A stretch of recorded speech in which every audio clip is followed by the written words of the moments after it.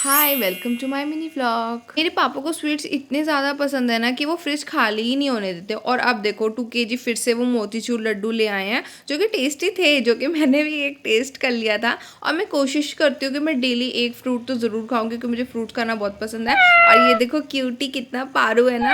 इससे मिलने ना बहुत सारे बच्चे आए थे मेरे घर पे, तो मम्मा ने ना उनके लिए हाक्का नूडल्स बना दिए थे। वैसे ये सजेशंस मैंने ही दिया था और ये सजेशन बहुत अच्छा रहा था, मेरी भी पार्टी लग गई। Okay bye.